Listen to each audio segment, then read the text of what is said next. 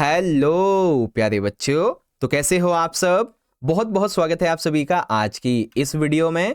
और आज की ये वीडियो क्लास 9th का आपका इंग्लिश का जो सब्जेक्ट है बच्चों, इंग्लिश लैंग्वेज एंड लिटरेचर का, इसी के एनुअल एग्जाम यानी कि फाइनल के एग्जाम के लिए बहुत ज्यादा इंपॉर्टेंट वीडियो होने वाली है। जी हाँ, क्योंकि जैसा कि आप सभी को पता है कि कल यानी कि जो बच्चे मॉर्निंग शिफ्ट के हैं इनका कल 5 मार्च को, और जो बच्चे इवनिंग शिफ्ट के हैं इनका परसों 6 मार्च को आपका इंग्लिश का जो फाइनल एग्जाम है, एनुअल एग्जाम जिसे आप वार्षिक पेपर भी कहते हैं, या फिर यूं कह लीजिए कि आपके 2025 और 26 के सेशन का आपका जो आखिरी पेपर है ये 5 और 6 तारीख को होने वाला है। मॉर्निंग का 5 को, इवनिंग का 6 तारीख को है। तो इस आखिरी पेपर के आपकी प्रिपरेशन के लिए इस वीडियो में हम डिस्कस करने वाले हैं बच्चों एक और मोस्ट इंपॉर्टेंट सैंपल पेपर के बारे में, और वो भी बहुत अच्छे से सॉल्यूशन के साथ में। ठीक है, जैसा कि आप सभी को पता है कि अभी तक ऑलरेडी हमने आपको 3 इंपॉर्टेंट सैंपल पेपर जो हैं बहुत अच्छे से सॉल्यूशन के साथ में करवा दिए हैं। यहां तक कि आपकी जो दोनों बुक्स है ना, इनके हमने मोस्ट इंपॉर्टेंट जो क्वेश्चंस हैं ये भी आपको करवा दिए हैं। ठीक है, अब इस वीडियो में हम अपने सैंपल पेपर नंबर जो 4 है इसके पार्ट 1 को डिस्कस करेंगे। अब ये पार्ट 1 क्या चीज है भाई, तो अब सुनो ध्यान से। देखो, जैसा कि आपको पता है कि पेपर में 3 सेक्शन हैं आपके। Section A reading 20 marks, section be writing और ग्रामर 20 मार्क्स, और सेक्शन सी लिटरेचर 40 मार्क्स का। तो ये जो पार्ट 1 की वीडियो है, इस पार्ट 1 में हम अपने 2 सेक्शन कवर करेंगे। सेक्शन ए जो कि रीडिंग का रहेगा, जिसमें टोटल आपके 2 क्वेश्चन होंगे। एक तो question number 1 normal paragraph, second question आपका केस बेस्ड पैराग्राफ का।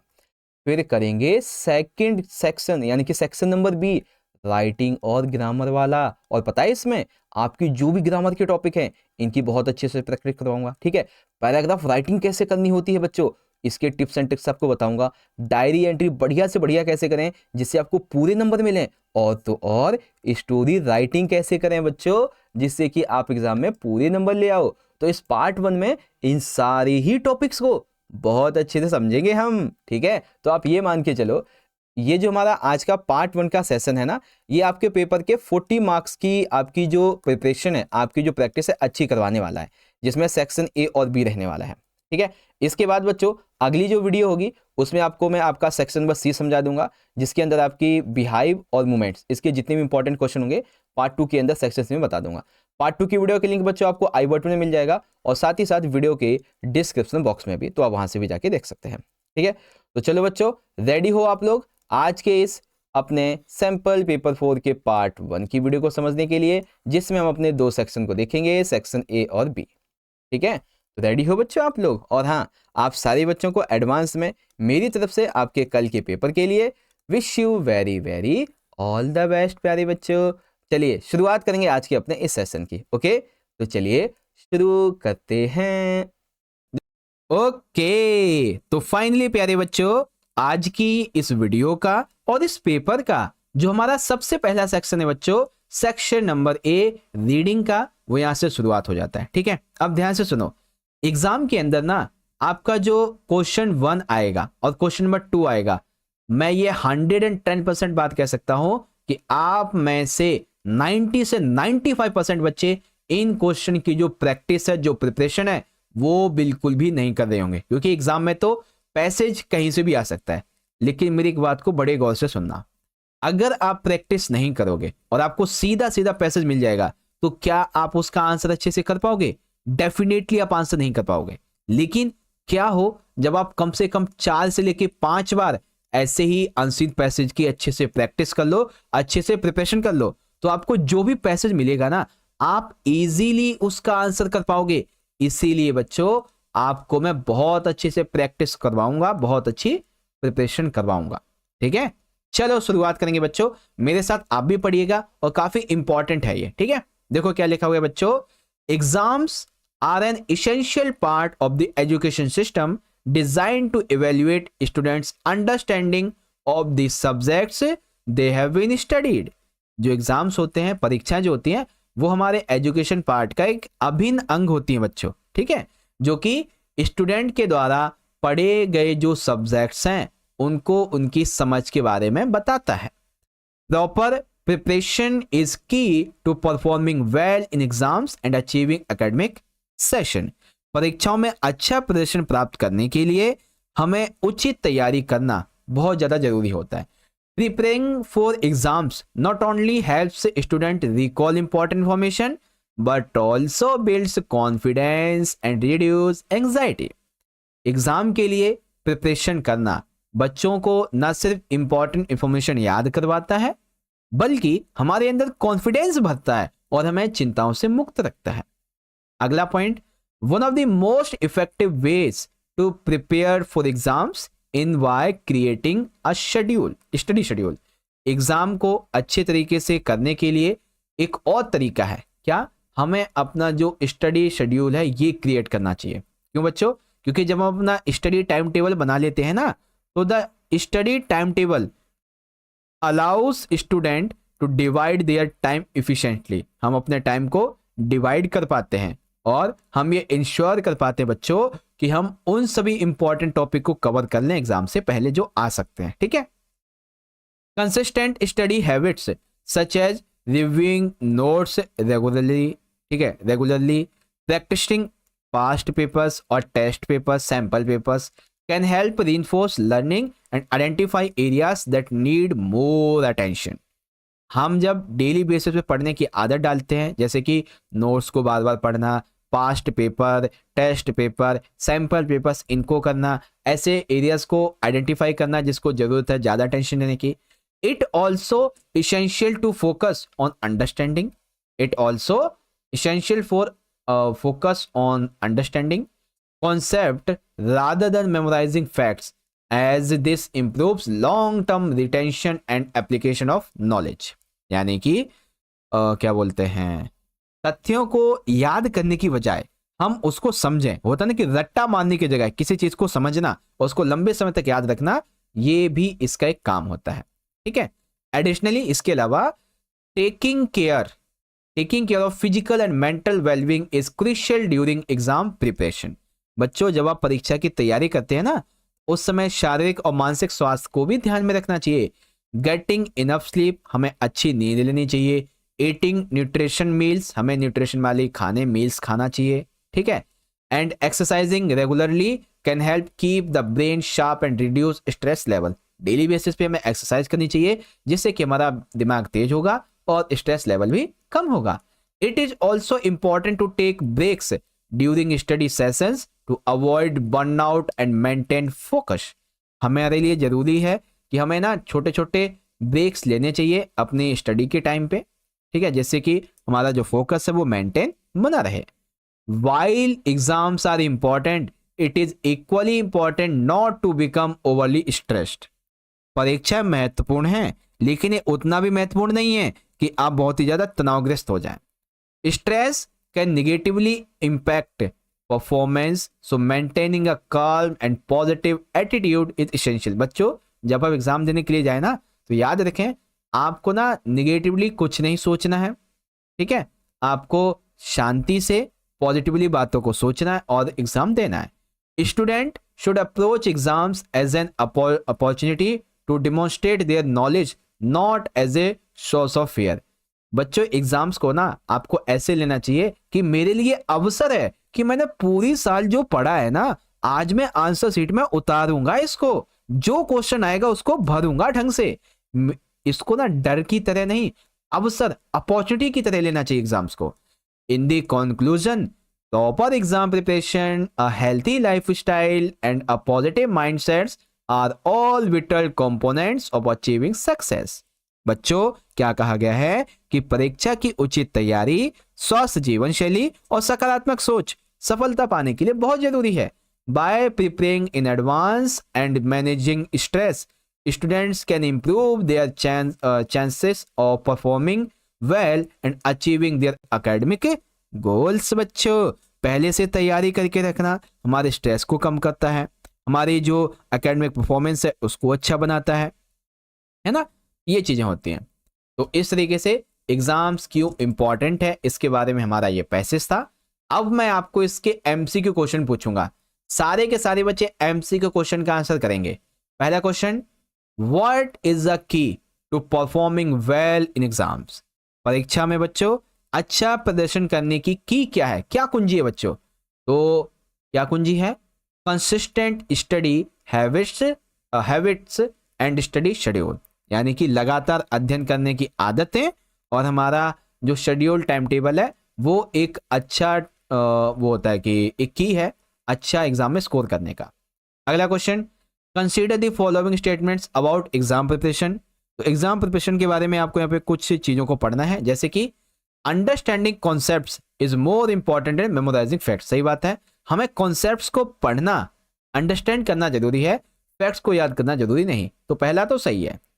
Physically wellbeing has no effect on exam performance, गलत बात है, हमें अपने स्वास्थ्य का भी ध्यान रखना चाहिए बच्चों, है ना। Taking breaks during study session is important, हाँ हमें स्टडी के टाइम पे थोड़े छोटे मोटे ब्रेक लेने चाहिए जिससे कि हमारा फोकस अच्छा होता है। Stress has no important on exam performance, no impact, गलत है, स्ट्रेस का तो भाई बहुत ही खतरनाक इम्पैक्ट पड़ता है हमारे एग्जाम्स में, है ना। तो पहला तीसरा सही है, तो ये देखेंगे बच्चों, पहला और तीसरा is the right answer. Okay, अब देखिए यहाँ पे third, what would students focus on during exam preparation, मतलब बच्चे जो हैं उनको परीक्षा की तैयारी करने के लिए किस बात पे ध्यान देना चाहिए, किस बात पे, understanding concept and practising regularly, यानी कि उसे कॉन्सेप्ट को अंडरस्टैंड करना चाहिए, नियमित अभ्यास करने चाहिए।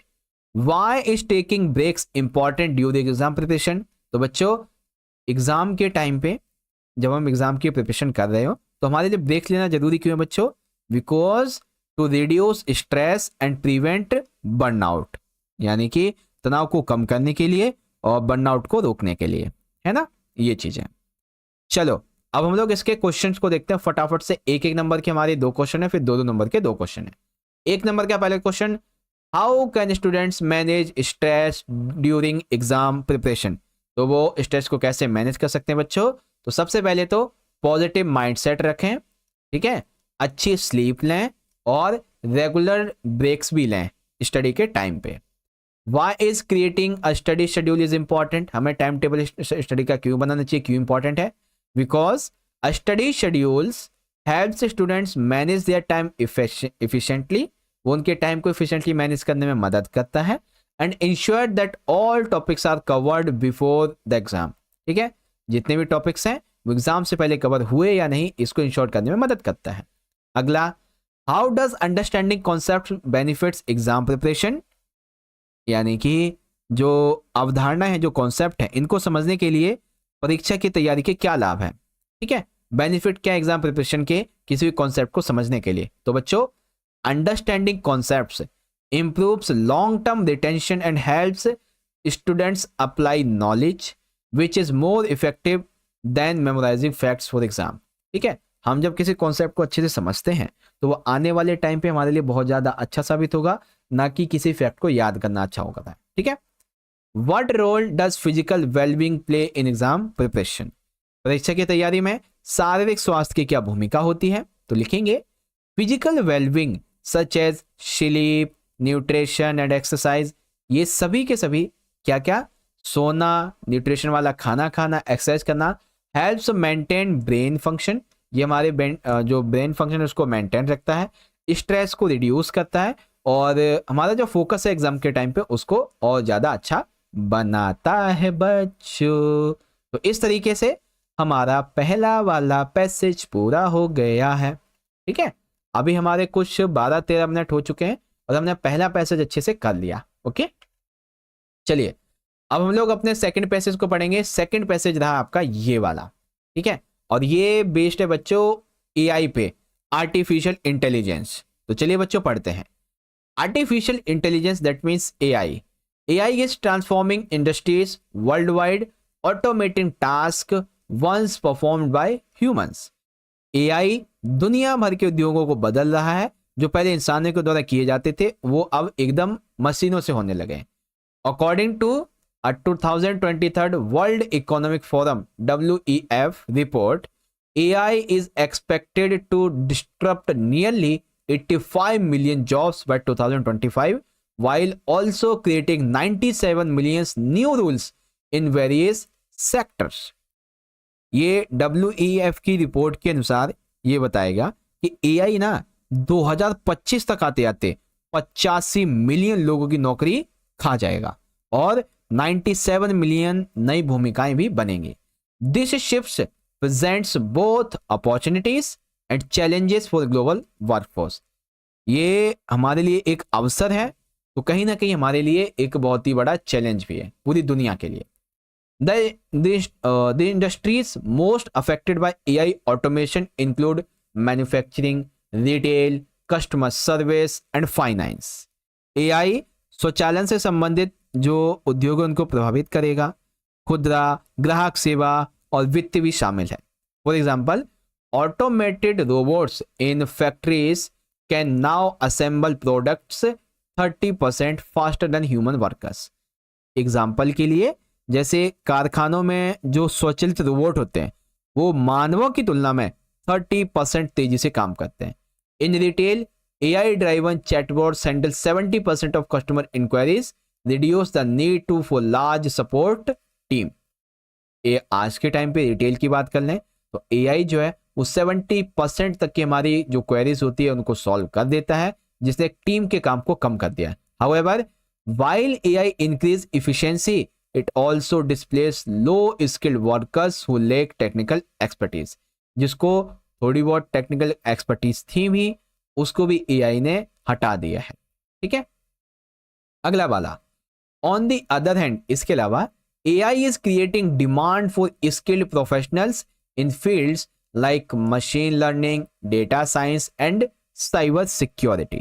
That means दूसरी ओर AI, machine learning, data science और साइबर सुरक्षा जैसे जो क्षेत्र हैं इनको कुशल पेशेवरों की मांग को पैदा कर रहा है।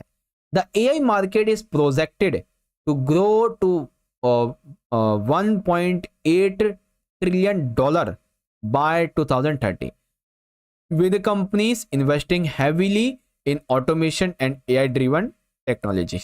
Nations such as the United States, China and India are leading in AI research and development, with China alone acquiring of 40% of global AI patents in 2023।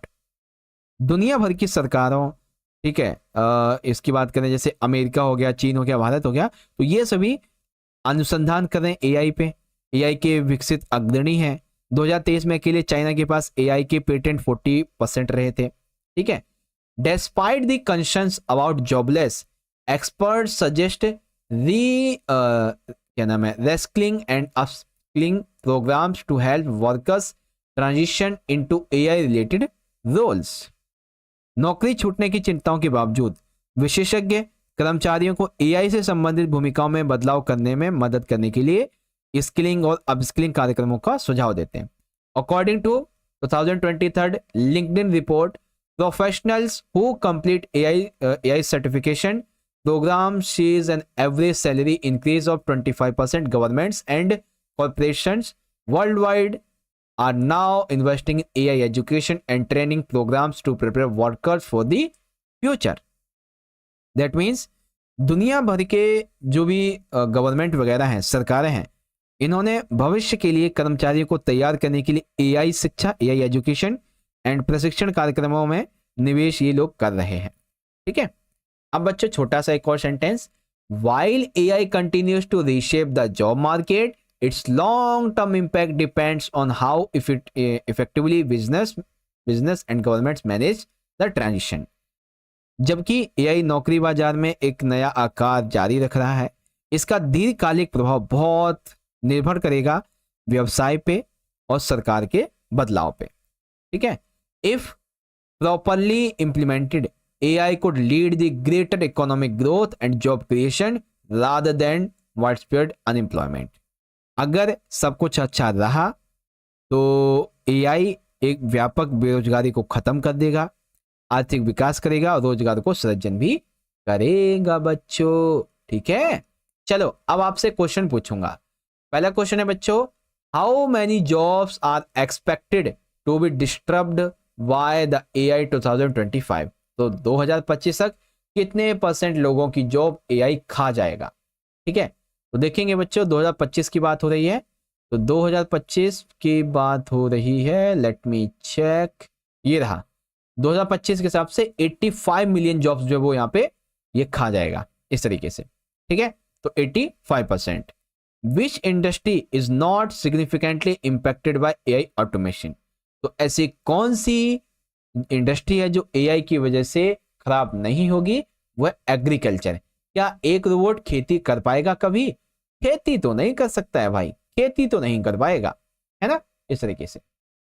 अगला, what percentage of global AI patents did China hold 2023? 2023 में China के पास कितने patent थे बच्चों? 40% थे, है ना, अभी अभी पढ़ा था हमने। चलो, कितने थे? 40%। What is the projected AI market value by 2030? तो 2030 तक आते आते कितना वैल्यू हो जाएगा इसका? तो 2030 तक 1.8 ट्रिलियन डॉलर, ठीक है, 1.8 ट्रिलियन डॉलर। देख लेंगे कितना होगा, 1.8।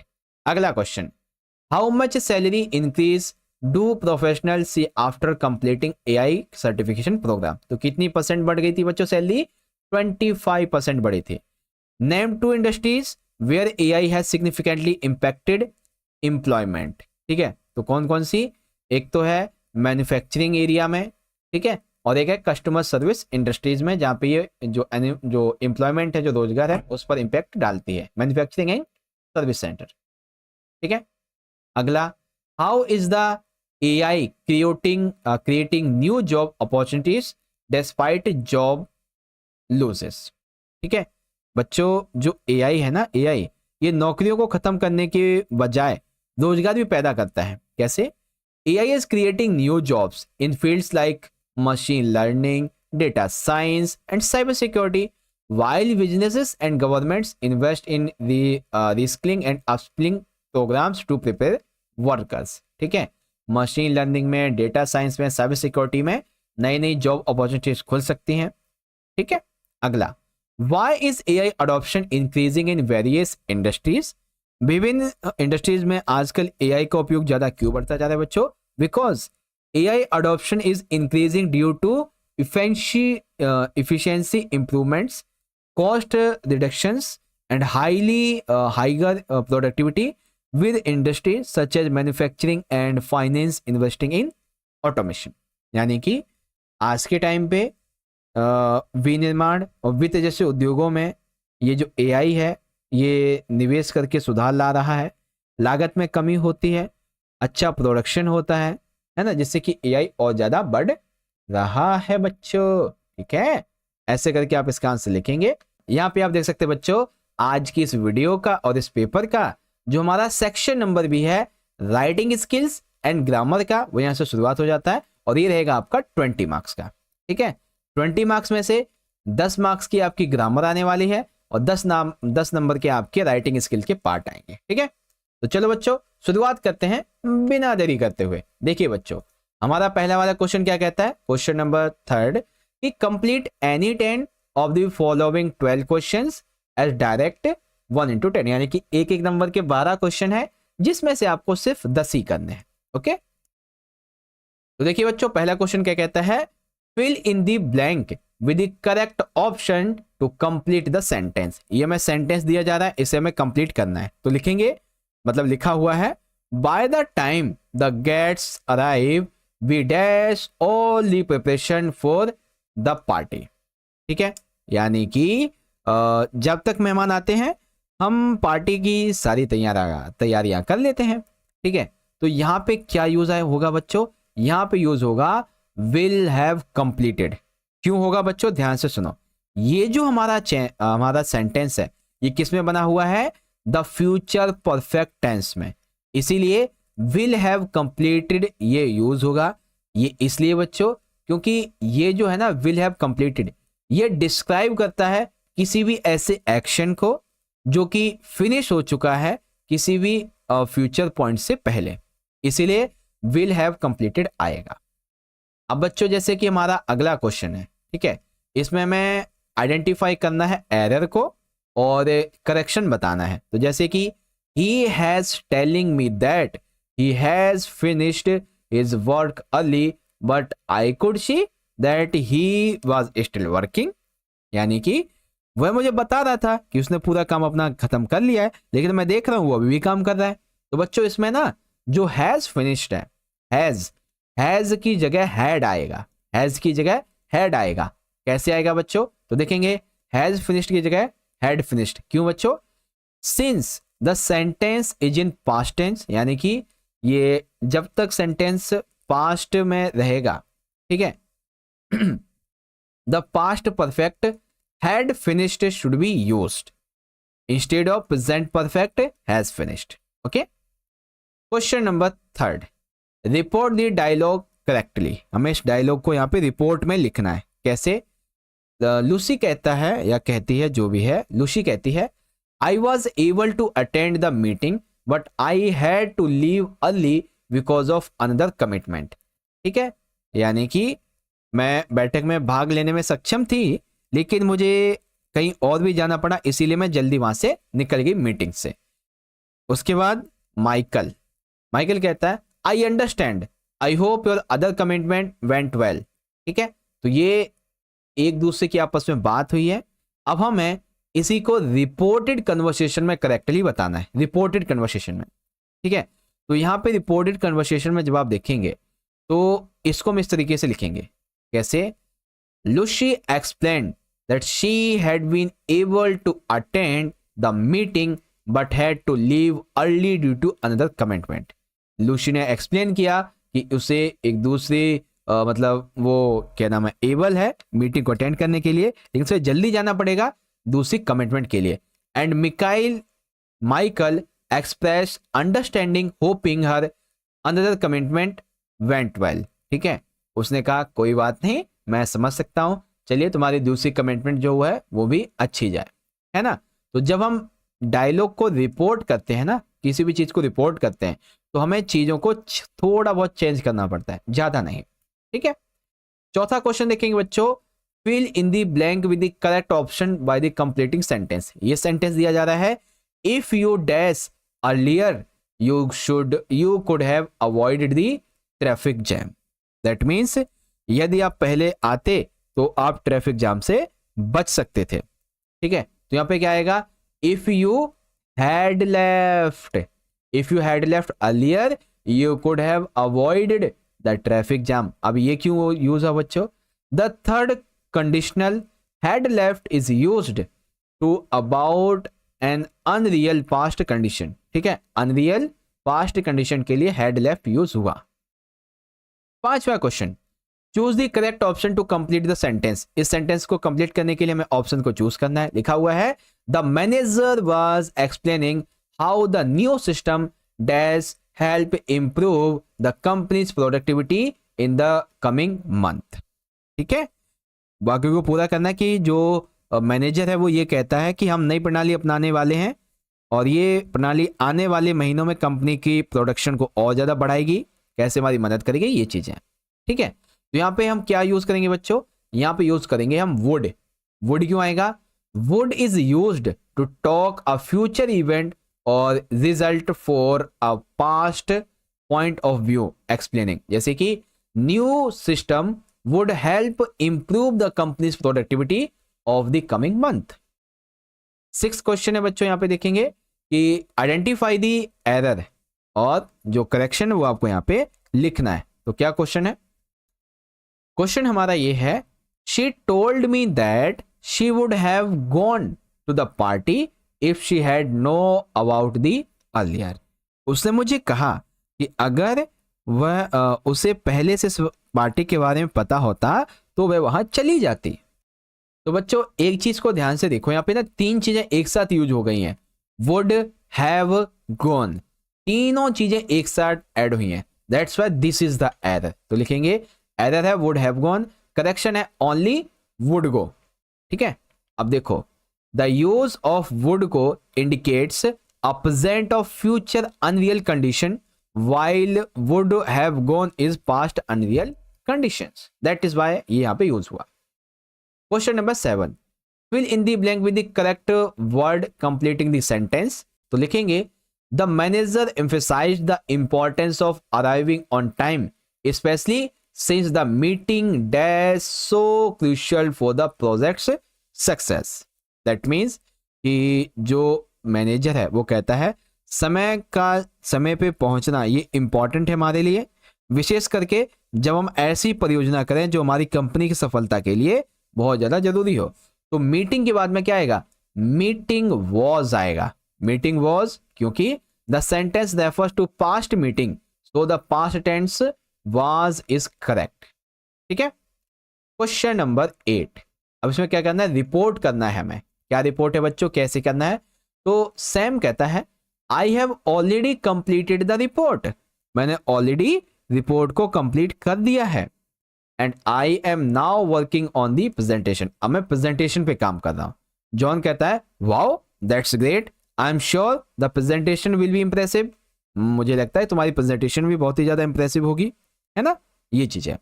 आंसर कैसे लिखेंगे रिपोर्टेड क्वेश्चन में? तो Sam mention that he had already completed the report and was now working on the presentation, to which John respond that he was sure the presentation would be immersive, है ना। इस तरीके से लिखेंगे। तो I have already completed is reported as he had already completed in the past perfect tense, इस तरीके से लिखेंगे। ठीक है, तो ये हो गया हमारा 8वां। 9वां देखेंगे बच्चों कि choose the correct option in the complete the sentence. तो लिखा हुआ है if they dash ask about the issue earlier we would have taken action sooner. That means यहाँ पे ये कहा गया है बच्चों कि यदि उन्होंने हमें इस मुद्दे के बारे में कुछ भी पहले बताया होता तो हम जल्दी कार्रवाई करते। तो बताया होता, जल्दी कार्रवाई करते, ये ना पास्ट में चला गया, तो पास्ट के लिए हैड टोल्ड की बात आएगी। The third conditional had told is used to talk about the unreal past condition, that is why if they had told us about the issue earlier we would have taken action sooner, हम जल्दी कुछ ना कुछ काम करते। 10वां complete the sentence with the correct option. तो she dash to the conference last year but she was unable to due to a personal emergency. ठीक है, वह पिछले वर्ष सम्मेलन में भाग नहीं ले पाई थी, लेकिन व्यक्तिगत आपात स्थिति के कारण वह ऐसा करने में असमर्थ थी। तो शी जब आ रहा है और लास्ट में ये पास्ट की बात हो रही है तो क्या आएगा, वाज टू गो, एफ नहीं आएगा, ये was to go. was to go express an intention or planned action in the past that did not happen, जो नहीं हुआ था, है ना, ये चीजें। और बच्चों अब ये क्वेश्चन नंबर 11 मैंने आपके लिए छोड़ दिया, आप इसको पढ़ के समझ लीजिए। और 12th को भी आपके लिए यहाँ पे मैं छोड़ रहा हूँ, आंसर आपका देख सकते हैं, वुड हैव फिनिश्ड होगा, क्यों होगा वो भी आप यहाँ पे देख सकते हैं। ठीक है, चलिए हम लोग राइटिंग सेक्शन को अब डिस्कस करते हैं। राइटिंग का सेक्शन रहेगा हमारा 10 मार्क्स का। ओके, चलिए 10 मार्क्स के राइटिंग के सेक्शन के लिए क्वेश्चन 4 है हमारा यहाँ पे, जिसमें क्या करना है बच्चों, इसमें हमें पैराग्राफ राइटिंग करनी है। अभी टॉपिक बताऊंगा क्या है, और इसमें भी पैराग्राफ राइटिंग है। चलो पढ़ते हैं बच्चों। लिखा हुआ है festivals are an important part of our culture and traditions, हमारी संस्कृति के लिए जो क्या नाम है त्योहार होते हैं, जो परंपराएं हैं, वो बहुत ही ज्यादा जरूरी होती हैं। They bring Joy, togetherness and opportunity to celebrate with loved ones, ये त्योहार खुशी, एकजुटता और प्रियजनों के साथ जश्न मनाने का हमें अवसर लाते हैं। Describe a festival that you enjoy the most and explain why it is special to you, आपको क्या करना है, एक ऐसे फेस्टिवल के बारे में लिखना है जिससे आपको खुशी मिलती है, ठीक है, और उसके बारे में वो कैसे आपके लिए स्पेशल है। तो right a paragraph in about 100 to 120 words based on the topic. इस टॉपिक के हिसाब से आपको एक पैराग्राफ लिखना है। गिव इट टाइटल टू, आपको उसका टाइटल भी देना है। तो सबसे पहले बच्चों मैंने टाइटल दिया है a festival enjoy the most, a festival I enjoy the most, एक ऐसा त्योहार जो मुझे ज्यादा पसंद है। जैसे कि एक मैं यहाँ पे पहले दिवाली की बात करूंगा, फिर यहाँ पे होली की भी बात करूंगा। अभी रिसेंट में होली आ रही है तो होली के ऊपर पूछ सकता है ना। Diwali is the festival I enjoy the most, Diwali एक ऐसा त्योहार है जो मुझे सबसे ज्यादा प्रिय है। It is a celebration of light, Joy and the triumph of good over evil, यानी कि यह प्रकाश, आनंद और बुराई पर अच्छाई की जीत का जश्न मनाने का होता है। During Diwali, my family decorates the house with lights and we offer prayers for prosperity and happiness. मैं और मेरा परिवार दिवाली के दौरान पूरे घर को रोशनी से सजाते हैं। हम समृद्धि और खुशी के लिए प्रार्थना करते हैं। I love the festive atmosphere, the delicious food, the Joy of spending time with family. बच्चों, जब त्योहार होता है ना, तो उस समय का एनवायरनमेंट, एटमॉस्फेयर ऐसा बन जाता है, हमें बहुत प्यारा लगता है। हमें अच्छा अच्छा खाना खाने को मिलता है, फैमिली के साथ टाइम बिताने को मिलता है। One of the highlights is lighting firecrackers which add excitement to this celebration।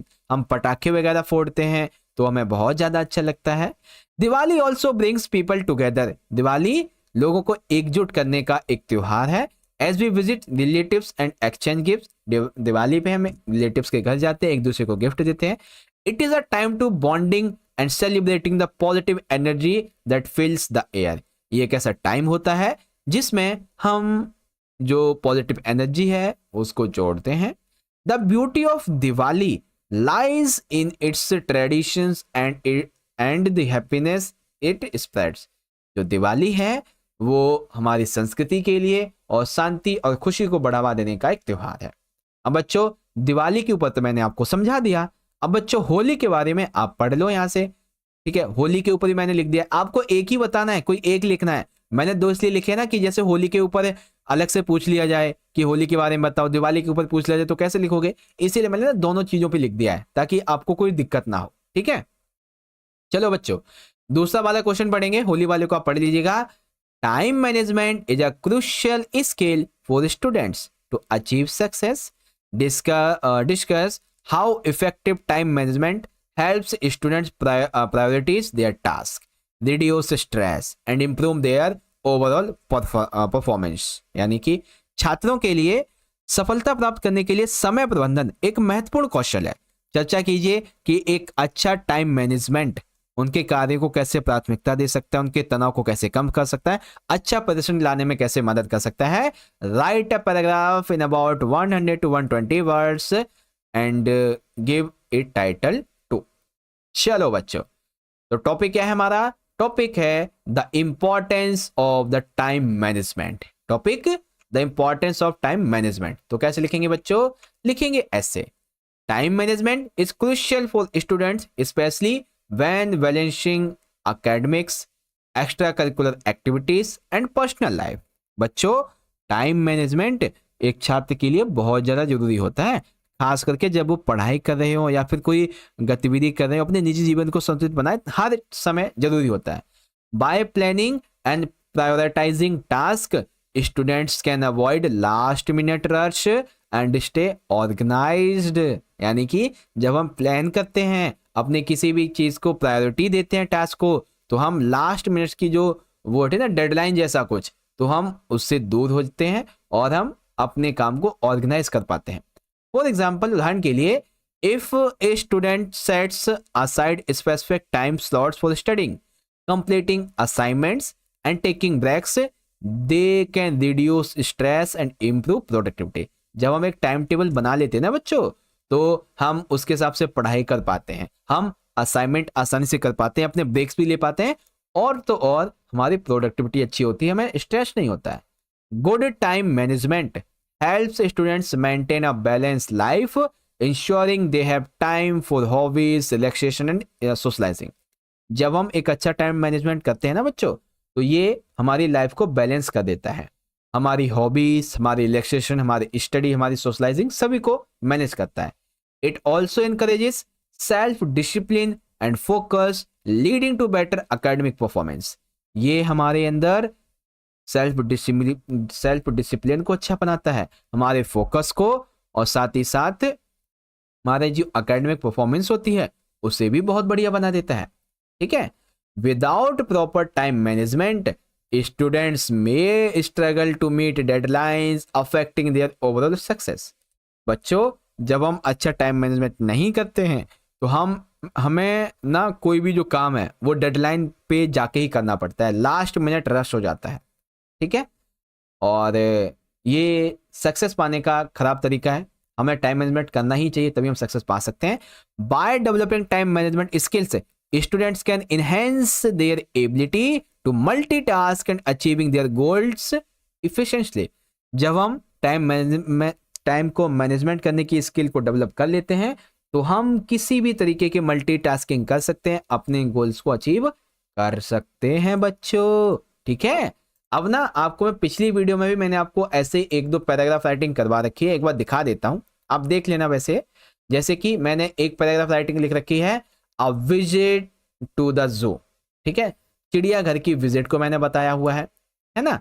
और देखेंगे team work in school project. अच्छा एक सेकेंड, ये रहा बच्चों paragraph writing, the role of discipline in student. बच्चों एक स्टूडेंट के जीवन में जो डिसिप्लिन है ये क्यों जरूरी है, इस मामले में देखिए पैराग्राफ राइटिंग कर रखी है मैंने कितनी बढ़िया तरीके से। ठीक है, और द बेनिफिट ऑफ रीडिंग, पढ़ाई का क्या बेनिफिट होता है, तो इसको भी देखो मैंने कितना बढ़िया तरीके से समझा रखा है। बच्चों अगर आप चाहें ना तो इसे पढ़ लें एक बार, ठीक है, क्योंकि टॉपिक आ सकता है एग्जाम में। और भी आपको मैं दिखा देता हूं एक बार, जैसे कि एक है हमारा the impact of social media on students, तो ये भी मैंने आपको बहुत अच्छे से करवा रखी है बच्चों, है ना, पैराग्राफ राइटिंग। फिर द बेनिफिट ऑफ ट्रेवलिंग, घूमने का क्या फायदा होता है, इसके बारे में भी आप देख सकते हैं, अच्छे से करवाया हुआ मैंने आपको, है ना। चलो अब हम लोग देखेंगे बच्चों अपने अगले क्वेश्चन को, क्वेश्चन नंबर 5। अब इसमें क्या करना है, हमें किसी ए या बी को देखना है जिसमें से एक तो हमारी स्टोरी राइटिंग है, ठीक है, एक स्टोरी राइटिंग और दूसरी है हमारी डायरी एंट्री। तो चलो दोनों को अच्छे से पढ़ेंगे फिर करेंगे। तो क्या लिखा हुआ है, complete the story on the basis of the beginning given blue in 100 to 120 words, give your story a title also. ठीक है, तो चलो देखते हैं क्या दिया हुआ है। यहां पे दे रखा है, I woke up late rushed to finish my homework, मैं देर से उठा और हम अपना होमवर्क पूरा करने के लिए लग गया। But when I went to get my complete assignment it was gone, लेकिन जब मैं अपना पूरा होमवर्क करके असाइनमेंट लेने गया तो वो वहां से गायब था। आई सर्च्ड एवरीवेयर, मैंने उसे हर जगह ढूंढा, and just when I thought I would be in big trouble, और फिर मुझे पता चला यार मिल नहीं रहा है, मेरा होमवर्क कहीं खो गया है, अब तो मुझे दिक्कत हो गई। समथिंग सरप्राइजिंग हैपन, और तभी कुछ सरप्राइज हैपन हुआ। अब यहीं से स्टोरी को आगे बढ़ाना है। तो बच्चों स्टोरी राइटिंग करने के लिए हमारा सबसे पहला टॉपिक होना चाहिए, तो टॉपिक है द मिसिंग होमवर्क। क्या है बच्चों, मेरा होमवर्क खो गया जो मैंने किया था, है ना। तो सबसे पहले आप उतनी लाइनें जो आपने उसमें देखी हैं वो सेम टू सेम लाइनें यहां लिख देंगे। ये 3 लाइन हो गई। अब देखो, समथिंग सरप्राइज हैपेंड, कुछ सरप्राइज हैपन हुआ। क्या, my little brother came into the room and handed my homework. Surprise क्या हुआ कि मेरा छोटा भाई आया और उसके हाथ में मेरे हाथ में मुझे मेरा होमवर्क दिया। He had accidentally taken it to his room while playing, जब वो खेल रहा था ना रूम में मेरे, तो वो ना लेके चला गया था अपने रूम में एक्सीडेंटली। ठीक है, it was relieved and thanked him, फिर मुझे सांस में सांस आई, ठीक है, और मैंने अपने भाई को थोड़ी थैंक यू बोला, उसको थैंक यू भाई thank you. I quickly packed my bag and rush to school, मैंने जल्दी से बैग किया और फटाफट स्कूल चला गया। I was just in time for class, और मैं एकदम टाइम पे क्लास पे पहुंच गया। And the teacher did not even notice that I had almost missed a deadline, it was a close call. ठीक है, यानी कि टीचर को पता ही नहीं था कि समय सीमा से लगभग वो चूक गया था, कुछ ऐसी बात है। तो हमारा ये टॉपिक है ना द मिसिंग होमवर्क, ये पूरा हो गया। ठीक है, और भी मैंने एक स्टोरी आपको करवा रखी है, जैसे कि a visit to the zoo, ये पैराग्राफ राइटिंग नहीं थी, ये स्टोरी थी बच्चों। ठीक है, स्टोरी राइटिंग। और एक स्टोरी राइटिंग दिखा देता हूं, जैसे कि अ सरप्राइज बर्थडे पार्टी, ये भी एक स्टोरी राइटिंग है बच्चों, है ना। ऐसे करके आप देख सकते हैं। ओके, सो अब हम लोग 5वें क्वेश्चन के पार्ट बी को डिस्कस करते हैं, और ये है हमारी डायरी एंट्री। देखो क्या लिखा हुआ है, यू आर ईशा और जय स्टडिंग इन 9th क्लास, आप ईशा या जय हैं जो कि 9th क्लास में पढ़ते हैं। You helped a flu student who was nervous before a presentation, आपने कुछ बच्चों की मदद की जो अपनी प्रेजेंटेशन देने के लिए नर्वस थे। ठीक है, right a diary entry about how you assisted them in 100 to 120 words, आप कुछ शब्द का हिंट लीजिए, जैसे कि helping, nervous student, giving tips, feeling of support, कुछ इस तरीके से। तो बच्चों डायरी एंट्री लिखने के लिए सबसे पहले हमें अपना टाइटल लिखना पड़ता है। तो टाइटल क्या है? Helping a nervous student with a presentation. ठीक है, मैंने एक घबराए हुए छात्र को प्रस्तुतिकरण के लिए उसकी मदद की। ठीक है, और डायरी लिखने के लिए बच्चों सबसे पहले आप डेट लिखेंगे। डेट क्या है? जैसे कि एग्जाम आपका है 28 तारीख को, कल, तो मैंने 28 फरवरी 2025 लिख दिया। Dear diary, today I had a flu student who was feeling very nervous about giving a presentation. आज मैंने अपने एक दोस्त की मदद की जिसको मंच पे प्रस्तुति देने में बहुत ही ज्यादा नर्वस यानी कि घबराहट हो रही थी। She was shaking and worried about forgetting her points, so I decided to offer some support. वो कांप रही थी, वो अपने पॉइंट भूल जाने के बारे में चिंतित थी कि मंच पे जाऊं कि मैं भूल ना जाऊं, इसलिए मैंने उसे कुछ सहायता देने का फैसला किया। I gave her a few tips on how to stay calm and reminded her to take deep breath. मैंने उसे सलाह दी कि देखो, प्रस्तुति देने की जब बारी आए ना तो तुम शांत रहो और गहरी सांसें लो। When it was her turn to presentation, she did an amazing job and I was so proud of her. और जैसे ही उसकी बारी आई प्रेजेंटेशन देने की, उसने बहुत अच्छा काम किया और मुझे उस पर प्राउड हुआ। आफ्टरवर्ड, उसके बाद, she thanked me for my help. उसने मुझे धन्यवाद किया कि मैंने उसकी मदद की। And I felt really good about being there for her. और मुझे बहुत अच्छा लगा आज उसके लिए वहां पे उसकी मदद करके। It made me realise how important it is to support our friends specially during stressful situation. और आज मुझे इस बात का रियलाइजेशन हुआ कि कैसे हमारा सपोर्ट हमारे दोस्तों के लिए तब ज्यादा जरूरी हो जाता है जब वो स्ट्रेसफुल सिचुएशन में होते हैं। उसके बाद लिखेंगे आप विद सपोर्ट ईशा और जय। ठीक है, विद सपोर्ट ईशा और जय, ऐसे नाम लिख देंगे। ओके, सो एक डायरी एंट्री तो ये हो गई। एक और डायरी एंट्री आपको दिखा देता हूं, जैसे कि team work in school project. ये डायरी एंट्री है बच्चों आपकी। ठीक है, team work in school project, इस तरीके से आप देख सकते हैं।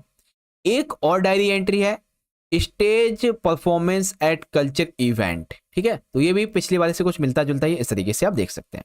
ओके ओके, तो इस तरह से प्यारे बच्चों आप सभी ने मेरे साथ मिलकर आज की इस वीडियो में क्लास 9th के अपने इंग्लिश के फाइनल के एग्जाम के लिए जो सैंपल पेपर 4 है, इसका पार्ट 1 तो पूरा कर लिया है।